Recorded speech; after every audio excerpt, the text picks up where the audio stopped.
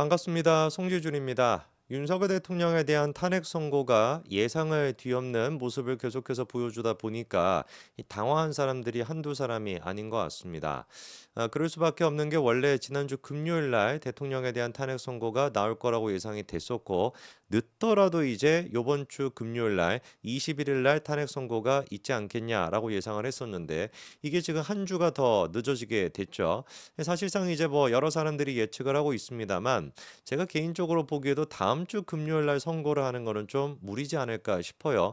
월요일 날 한덕수 권한대행에 대한 선고가 있고 수요일 날 이재명에 대한 항소심 결과가 있는데 금요일 날 윤석열 대통령에 대한 탄핵 선고를 한다. 그거는 좀 헌재 입장에서는 많이 부담이 될 것 같습니다. 기각을 하거나 인용을 하거나 이재명 쪽으로부터 그리고 또 윤석열 대통령 쪽으로부터 양쪽으로부터 어마어마한 비판을 받을 수밖에 없겠잖아요. 수요일 날 이재명하고 바로 금요일 날 윤석열 대통령 하게 된다면. 그래서 조금 숨고르기를 하고 난 뒤에 한 주 더 늦춰가지고 그 다음 주 금요일 아마 그래서 예상되는 거는 4월 달로 좀 미뤄져가지고 4월 첫째 주 금요일 정도에 하지 않을까 이렇게 저는 좀 예상을 해보고 있습니다. 근데 뭐가 됐든지 간에 이렇게 시간이 늦춰진 것 자체가 이재명한테는 치명적입니다. 잘 아시는 것처럼 3월 26일 날 이재명이가 유죄를 받을 가능성은 99.99%거든요. 아예 무슨 뭐 이게 100만 원 이하로 떨어진다 이럴 가능성은 없다라고 보시면 됩니다. 징역의 집행유예가 나왔던 것이 벌금 100만 원이 불가능한 얘기고요. 그럼 3월 26일 날 이게 딱 끝나게 돼요. 그럼 대법원에 이제 그 판결만 앞두게 되는 것인데 지금의 대법원장이 누굽니까? 김명수면 또 몰라. 조희대 대법원장 아닙니까? 조희대 대법원장 지금까지 계속해가지고 강조했던 게 뭐였습니까? 속전속결, 빠른 재판 이거를 강조해 왔었거든요. 그러면은 633의 원칙이 안 지켜질 리야 당연히 망부한 것이고 3개월을 채워야 된다는 얘기가 아닙니다. 최대 3개월까지 하라는 얘기지 3개월을 채우라는 뜻이 아니에요. 그럼 한 2개월 하고 한 주, 두 주 정도 해가지고 두 달하고 한 주, 두 주 정도 해가지고 이제 그 이재명에 대한 대법원 결정이 나올 수가 있다는 뜻이니까 3월 26일 날 하고 5월 26일 한 다음에 한 주, 두 주 정도 지나고 나면은 6월 첫째 주, 둘째 주 이 정도 돼가지고 대법원 판결이 충분히 나올 수가 있다라는 겁니다. 만약에 4월 달 첫째 주 해가지고 윤석열 대통령에 대한 탄핵 선고가 나온다면 만약에 그리고 혹시라도 그게 인용 결정이 나온다라고 할지라도 그래서 조기 대선이 열린다라고 해도 그 시기가 정확하게 누구랑 겹칠 수밖에 없다. 이재명의 대법원 선고랑 겹칠 수밖에 없다. 그러다 보니까 이재명 입장에서는 지금 하루하루가 진짜 1년과도 같은 시간인 겁니다. 하루하루 늦춰지는 게 진짜 자기 입장에서 미치고 팔짝뒤 노릇인 거예요. 쉽게 얘기해가지고 똥줄이 얼마나 타겠습니까? 3월 26일 날 100% 이거는 유죄가 나올 게 뻔한 것이고 하루라도 빨리 윤석열 대통령에 대한 탄핵 선고가 정리가 돼야 그래야지 하루라도 빨리 조기 대선이 열린다라고 생각하고 그래야지 자기가 살아남을 수 있다라고 생각하는 것인데 대법원의 지금 이제 결정은 다가오고 헌재 결정은 늦춰지고 있다 보니까 진짜 속된 표현으로 못했다라고 이재명은 생각하고 있을 겁니다. 누구를 탓하겠습니까? 근본적으로 이거는 제가 봤을 때 민주당 책임인 거예요. 어떤 책임이 있겠습니까?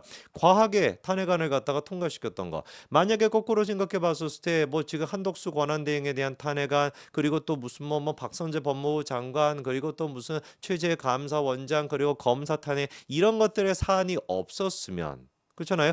헌재가 아무리 생각해도 헌재가 뭐 시간을 뭐 그렇게 막 빨리빨리 뭐 대통령 위주로 그렇게 한다라고 해도 아예 그런 식의 탄핵안 자체가 없었으면 이렇게 시간이 늦어졌겠습니까? 당연히 그럴 리가 없죠. 그렇죠. 애당초 그러니까 민주당이 이런 식의 판을 만들어 놨던 것이다. 지들이 과하게 이재명을 지키겠다라는 생각으로 탄핵안을 갖다가 남발했다가 헌재가 지금 뭐 무리가 될 수밖에 없는 거죠. 시간이 지금 없지 않습니까? 대통령의 탄핵은 더 늦춰지게 되는 것이고 거기에다가 또 추가로 문영배나 이미성 같은 사람이 주도를 해가지고 대통령에 대한 탄핵을 빨리 진행하려고 했던 거 그것도 마찬가지로 자충수가 된 것이죠. 지금 이제 흘러나오는 얘기를 들어보니까 김복현 재판관도 그렇고 조한찬 재판관과 정영식 재판관 보수 쪽에 있는 3명의 재판관 아니겠습니까? 거기에다가 추가적으로 김영두 재판관 중도로 분류가 되는 김영두 재판관 또한 마찬가지로 이 절차적인 문제에 대해 가지고 지적을 하고 있다라는 거예요. 언론에 노출이 되는 모습 같은 경우는 이 재판관들이 최대한 자제를 하겠죠. 왜? 아니 무슨 뭐 지금 뭐 변론을 하고 있는데 갑자기 나서 가지고 뭐 대놓고 이제 뭐 문영배한테 야 이거는 절차에 문제가 있다 이런 거는 하면 안 돼. 이런 식으로 이제 따지게 된다면은 국민적인 받던 신뢰도, 헌재에 대한 신뢰도에 영향을 줄 수 있다 보니까 언론에 보이는 모습 같은 경우는 항상 아무 말을 안 하고 가만히 계셨죠. 김복현 재판관도 그렇고 조한천 재판관도 그랬고. 그런데 이분들이 평의 과정 속에서는 어떻게 한다라는 거예요? 굉장히 격렬하게 이 절차적인 문제를 갖다가 지적하고 있다는 겁니다. 이번에 얘기를 또 들어보니까 아예 그냥 고성이 오간다라는 얘기까지도 나오더라고요.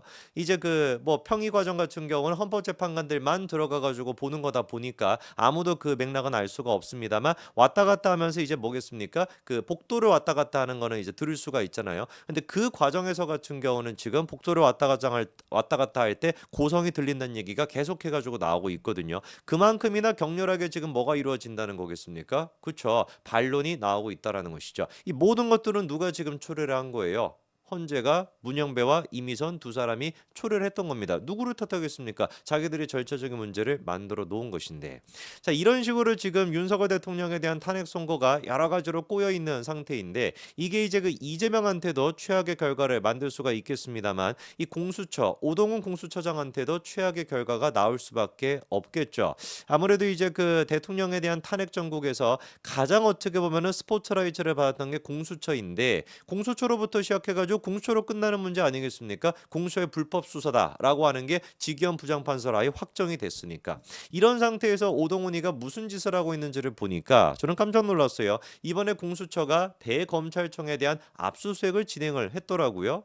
저는 이 기사를 딱 보자마자 공수처 아직도 안 없어졌나? 이 생각부터 들었습니다. 여러분들도 그런 생각 드실 것 같아요. 야, 공수처가 아직도 있었어? 얘네들 뭐 한다고 아직도 남아있냐? 이런 생각부터 저는 딱 들더라고요. 공수처가 뭐라고 도대체 대검찰청에 대해 가지고 압수수색을 하냐? 다른 거를 지금 얘기하는 게 아니라 이정석 검사 기억나시죠? 이재명의 그 쌍방울이 됐거나 그리고 또 경기도 법인카드 문제가 됐거나 그거에 대한 수사를 진두지휘했다라고 하는 이유로 말도 안 되는 진짜 뭐 여러 가지 사유를 가지고서 그때 뭐 김의겸이었나요? 이래도 튀어나와가지고 뭐 무슨 뭐 난동을 부려가지고 결국에는 이제 이게 뭐 기소가 됐던 사건 아닙니까? 공소로 넘어가가지고 수사를 지금 받고 있다라고 하는데 이정석 검사에 대한 메신저 기록 그리고 또 뭐 전과 기록 조회 여부 이런 것들을 확인하기 위해 가지고 대검찰청에 대한 압수수색이 이루어졌다라고 합니다. 눈에 띄는 것은 이번에 압수수색 영장 같은 경우는 서울중앙지법에서 발부를 받았대요. 왜 이번에서는 서울중앙지법에서 받았습니까? 지난번에 대통령 받을 때처럼 서부지법에 가서 받으면 되는 것이지 왜 이번에 같은 경우는 중앙지법에 가서 받나요? 이것만 봐도 지난번에 서부지법에서 받았다라는 것 자체가 영장 그러니까 이제 판사 쇼핑을 했다 이런 지금 비판이 나올 수밖에 없는 것이죠. 참고로 아시는 바처럼 지금 이정석 검사 같은 경우는 탄핵 소추안이 통과가 됐었지만 헌법재판관들의 만장일치 결과에 의해 가지고 기각이 됐습니다. 그 부분에 대해 가지고 민주당은 왜 책임을 안 지며 오동훈 같은 경우는 뭐를 근거로 해가지고 수사를 하겠다라는지 모르겠어요. 자, 그리고 오동훈이가 자기가 딱 선을 그었습니다. 국회가 공수처를 모독하고 있다 이런 메시지를 냈더라고요. 그러면서 무능하다 그리고 또 폐지돼야 된다 이런 식의 말이 나오는 거에 대해서 억울하다라고 하는 입장을 냈는데 저는 이것도 깜짝 놀랐습니다. 이렇게 얘기하더라고요.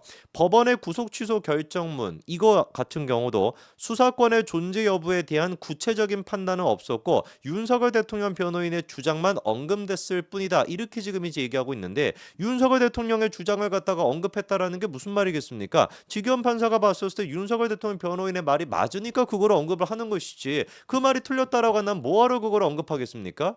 이게 지금 그러니까 오동훈이가 아직까지도 말장난을 하고 앉아 있는 거예요.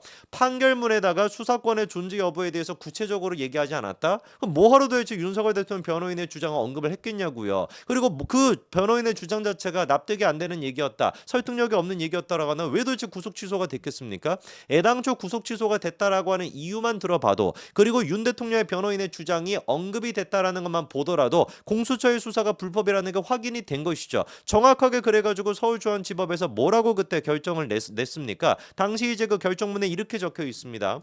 위 사정들에 대해 공수처법 등 관련 법령에 명확한 규정이 없고 이에 대한 대법원의 해석이나 판단도 없는 상태이다. 그러니까 공수처가 수사를 하는 거에 대해 가지고 법적인 근거가 없다라는 얘기죠. 절차의 명확성을 기하고 수사 과정의 적법성에 관한 의문의 여지를 해소하는 것이 바람직하므로 구속 취소 결정을 하는 것이 상당하다 이렇게 결정을 내렸습니다. 누가 보든지 간에 그러니까 공수처의 수사가 불법이었고 오동훈이가 했던 게 불법적인 일이다라는 게 중앙지법에서 확인이 됐는데 여전히 지금 오동훈은 뭐라고 하는 거예요? 윤석열 대통령 주장만 언급이 된 것이지 우리가 뭐 그런 것들은 불법이냐 아니냐 언급이 안 돼 있다? 이런 헛소리나 하고 앉아 있고 그러면서 또 법원에게 뭐라고 하는 줄 아십니까? 시간 기준으로 적용을 했던 것은 맞다. 법원의 해명이 필요하다. 법원 보고 지금 문제라고 이렇게 따지고 있습니다. 미친 거죠, 그렇죠?